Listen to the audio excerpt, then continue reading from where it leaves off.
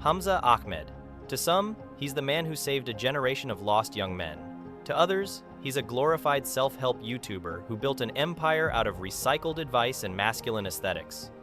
But whether you admire him or criticize him, one thing can't be denied. Hamza changed the landscape of online self-improvement forever. He rose from complete obscurity to cult hero status in just 2 years, preaching discipline, purpose, and self-mastery.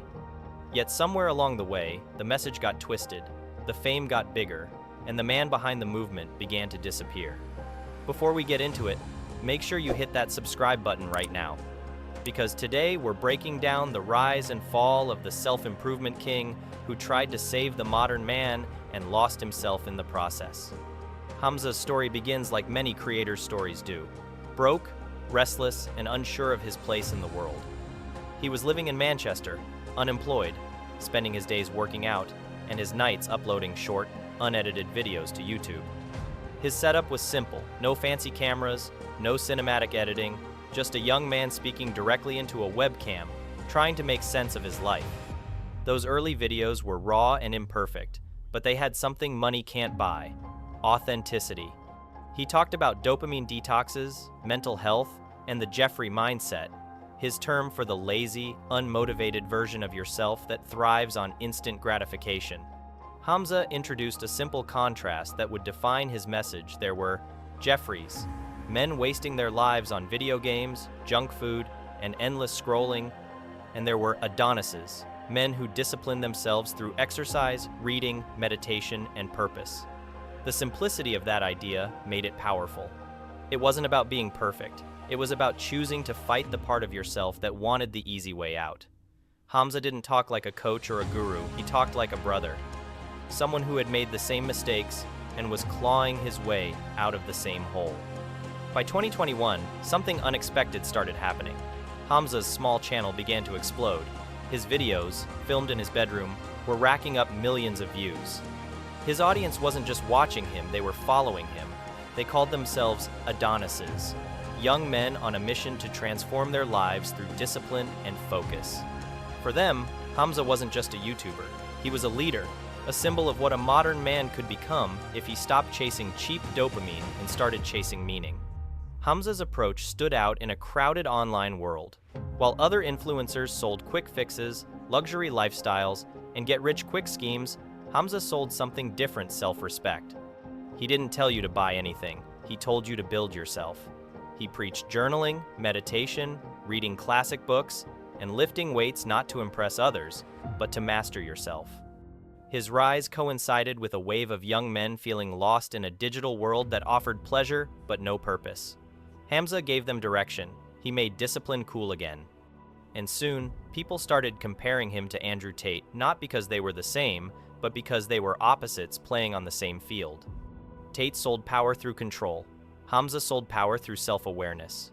Tate told men to conquer others. Hamza told them to conquer themselves. It was the same audience searching for identity, but two completely different philosophies. And for a while, Hamza's version seemed like the healthier path. But success changes things. As Hamza's fame skyrocketed, so did the expectations. Fans wanted more videos, deeper advice, and constant inspiration. Every clip had to be profound, every sentence quotable, every thumbnail life-changing. Suddenly, Hamza wasn't just documenting his self-improvement journey, he was performing it. The pressure to stay inspiring became a full-time act. The raw authenticity that built his following started fading behind professional lighting, scripted speeches, and background music designed to stir emotion. Soon, the message started to sound less like a conversation and more like a sermon. Hamza began selling mentorship programs, exclusive memberships, and courses promising access to his inner circle. The man who once warned against online gurus had slowly become one himself. His channel, once a reflection of his personal growth, started to feel like a brand. The warmth was replaced by authority. The humility turned into confidence and sometimes even arrogance. That's when his followers began to notice. The comment sections filled with disappointment. "You've changed. This feels fake. Where's the old Hamza?" And they were right, the old Hamza was gone. Because fame changes people. When millions of people hang on your every word, it's easy to start believing your own myth. Hamza began calling himself the father figure of the internet. He started warning followers not to question his message, claiming that some people aren't ready for the truth. It was no longer a movement about bettering yourself, it was about following him. By 2023, the cracks in his empire began to show. Hamza started uploading less often. His once unstoppable consistency was replaced by long silences. In several videos, he confessed he was struggling, tired of the constant pressure to perform, the hate comments, and the loneliness that came with being everyone's role model. He admitted he was burnt out. The man who built his identity around discipline was starting to collapse under its weight. His videos took on a darker tone. The lighting dimmed, his voice slowed, and the topics turned heavy. He started talking about the dangers of the internet, how it poisons ambition and drains the soul. The confident coach who once promised transformation was now questioning whether the entire self-improvement movement was built on false hope. And then, one day, Hamza disappeared. No uploads, no messages, nothing. His community panicked, wondering if their mentor had walked away for good. When Hamza finally returned months later, he was different. The flashy production was gone. The speeches were quieter, more reflective. He no longer talked about success, status, or building an empire. He talked about faith, spirituality, and finding peace through surrender. He had stopped trying to be a leader and started sounding like someone searching for truth again. To some fans, this was evolution, a natural shift from ambition to wisdom. To others, it was confusion. The once confident teacher now seemed lost. But maybe that's what made it real again.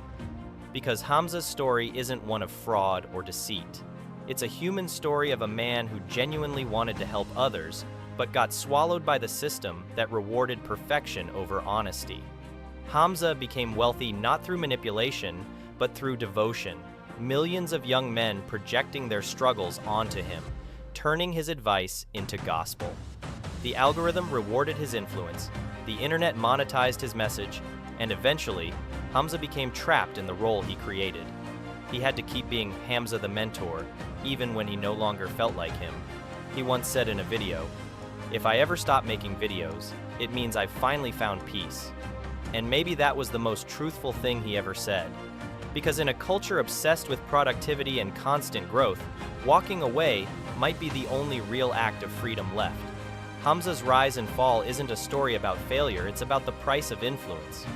He became rich by giving people purpose, but lost himself trying to live up to it. He taught millions how to build discipline, but forgot that peace isn't something you earn, it's something you allow. Today, Hamza uploads rarely. He's moved away from the self-improvement label and focuses more on faith and simplicity. His newer videos don't promise transformation, they invite reflection. He talks about God, meaning, and detachment from materialism. He seems calmer, softer, almost relieved to have stepped off the treadmill of self-help. And maybe that's the ending this story needed. Because the Hamza Ahmed we see now isn't the YouTuber who wanted to be a symbol, he's the man who learned what happens when symbols start to break. He once taught his followers to build better habits. Now, he's teaching them that sometimes you have to let go. His journey mirrors the cycle of self-improvement itself. It starts with ambition, peaks with success, and ends with surrender. The early Hamza showed people how to rise. The later Hamza is showing them how to rest. He didn't just build a movement, he revealed its limits. He showed that even those who seem to have it all figured out are just as lost, just as human, and just as capable of falling apart. So, what's next for Hamza Ahmed? Will he fade quietly into obscurity, or reinvent himself again as a teacher, a monk, or something entirely new? No one knows. But one thing is certain, he'll never again be that young man in a small Manchester room, speaking into a cheap webcam, trying to make sense of life. Because now, he's lived the story he once only preached. If you found this breakdown insightful, hit that like button and subscribe right now, because next, we're going inside another digital empire built on self-image, money, and manipulation. And trust me, you'll want to see who's next.